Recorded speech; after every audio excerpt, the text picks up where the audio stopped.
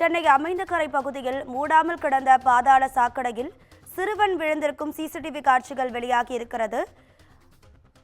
மாநகராட்சி அதிகாரிகள் பாதாள சாக்கடையின் மூடியை எந்தவித அறிவிப்பும் இன்றி திறந்துவிட்டதால் அந்த பகுதியில் விளையாடி கொண்டிருந்த சிறுவன் பாதாள சாக்கடையில் விழுந்திருக்கிறார். இது தொடர்பான சிசிடிவி காட்சிகளும் வெளியாகி இருக்கிறது. அந்த பகுதி மக்கள் சிறுவனை மீட்டிருக்கிறார்கள். அந்த சிறுவனுக்கு பலத்த அடியும் ஏற்பட்டிருக்கிறது. இது குறித்தான கூடுதல் தகவல்களை நமது செய்தியாளர் சுப்பிரமணியன் வழங்க கேட்கலாம். சுப்பிரமணியன் வணக்கம். அந்த அடிப்பட்ட சிறுவனுடைய நிலைமை இப்ப எப்படி இருக்கு? உங்க விரிவான தகவல்களை சொல்லுங்க.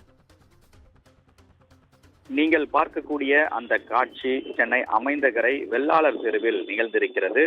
திறந்திருந்த பாதாள சாக்கடைக்குள் சிறுவன் விழுந்திருக்கக்கூடிய சிசிடிவி காட்சிதான் அது.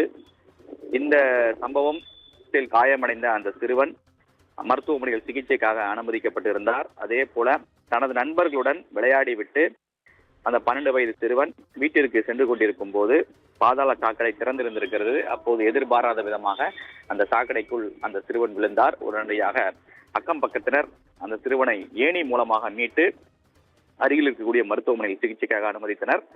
அதில் அந்த சிறுவனுக்கு காலில் காயம் ஏற்பட்டிருக்கிறது.